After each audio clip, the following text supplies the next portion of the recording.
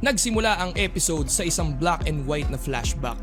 May isang babae na pumasok sa isang strip club at binawian lahat ng buhay ang mga tao na nandun. Maraming dugo ang nagkalat at lahat ng bodyguard ay tinanggalan ng puso.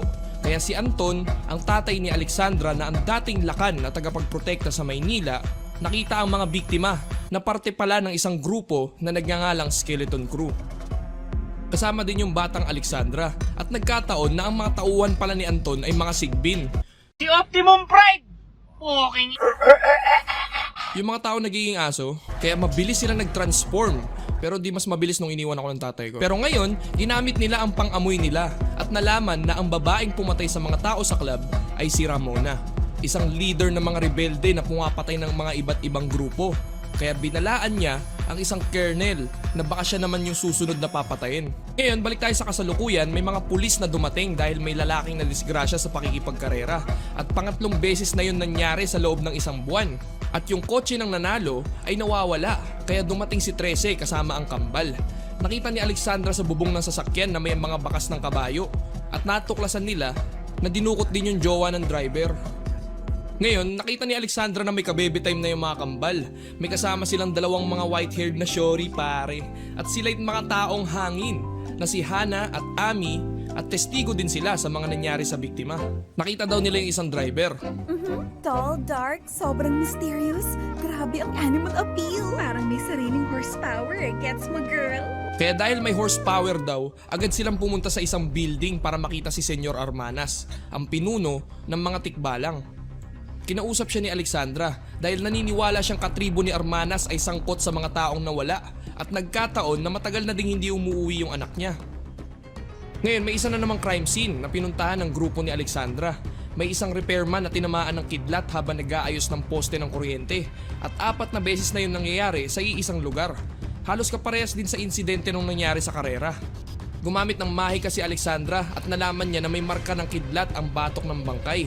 Kaya pinuntahan niya si Bagyon Electro na isang lightning elemental na nagmamay-ari din ng isang electric company na parang Meralco. Binalaan niya si Electro at ang anak niya na tigilan lahat ng pagsakripisyo sa mga tao. Pinapakita dito na mukhang yung mga iba't ibang angkan ay unti-unti nang lumalabas sa batas na napagkasunduan ng tatay ni Alexandra. Pagtapos nun, sumali si Alexandra sa karera para malabanan si Maliksi, ang anak ng pinuno ng mga tikbalang.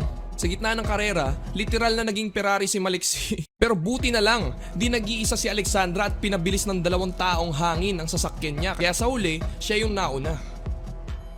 Nandaya ka! Nandayay ko nga yung naging kabayo. The audacity, oh my god. Kaya binalik na ni Maliksi ang babaeng nawawala na si Corinne. Ngayon, bigla silang inatake ng anak ni Electro na si Bagyong Kulimlim. Dahil sinubukan ni Alexandra pagbantaan ng tatay niya, pero buti na lang dumating si Nuno para sumali sa laban. Kasama yung taong lupa niyang alagad at pinatay si Kulimlim. Ngayon dumating ang umaga at nakain ang grupo ng almusal. Pagtapos nun biglang lumusob si Bagyong Electro dahil sa pagpatay sa anak niya at binalaan silang lahat na dahil sa ginawa ng grupo ni Alexandra, hindi na makikipagtulungan ang tribo nila Bagyong Electro. Hindi wag. Ngayon black and white na naman yung palabas at pinakita si Ramona na may ginagawang ritual. Pinakita ang opisyal na namumuno sa Skeleton Crew na ino-hostage din ng batang Crispin at Basilio. Pinatay ang kanyang mga tauhan at pinakain sa kanya yung mga puso nila. What the fuck? Ngayon sinabihan si Anton na nagsisimula na ang ritual kaya inutusan ng mga tauhan niyang sigbin na pumalibot sa lugar. Maya-maya sa katawan ng opisyal biglang lumabas ang asawa ni Ramona at nagkataon na si Dato Talagbusaw pala yun, ang Diyos ng pakikipagdigmaan. Tapos nila mag-baby time, nakita niya yung mga anak niyang kambal. Bigla siyang nagutom at gusto niya silang kainin. Grabe, ang fucked up din pala ng mga Pinoy, no? Ngayon, balik tayo sa present. Makikita ang isang doktor at mukhang meron sa kanyang sumusunod. Maya-maya lang, hinila siya at pinatay sa ilalim ng sasakyan. Kaya pumunta ang grupo ni Alexandra para imbestigahan ang insidente.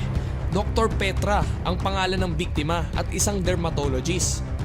Nag-iwan yung suspect ng bakas papunta sa isang kanal, kaya pinuntahan niya ang isang multo na si Jobert at ipinakita na bago pinatay ang doktor ay kausap niya ang isang aktres na nagngangalang Nova Aurora.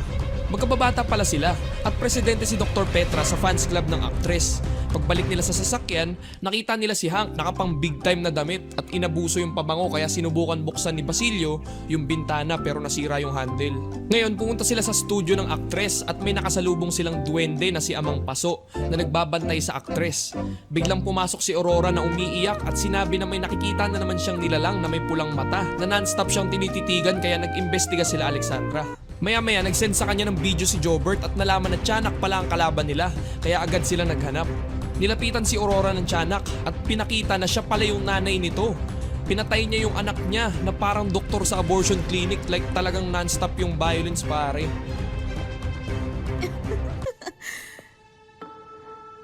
Kumusta naman? Hindi ba OA? Bigla ko na lang naisip kanina na hawakan siya. Parang maganda. Kawawa naman yung magiging jowa nito. Ngayon matutulog na sana si Aurora pero bigla siyang minukbang ng pagkarami-raming tiyanak. And that is the end of part 2. Salamat sa panonood. Sali na kayo sa Discord. Huwag munang aalis. Ito na ang mga shoutout. Shoutout kay Nico. Shoutout Tristan Bautista. Shoutout kay Ken1 Plays. Shoutout Jacat Amerol. Shoutout kay Jude Mehes. Shoutout kay Crystal May Manyakap. Shoutout kay Timothy. Shoutout Jason Ed kay Realin. And kay Larry Alcuran. Let's go! Milk shake auto. Yeah. Sali na kayo sa Discord.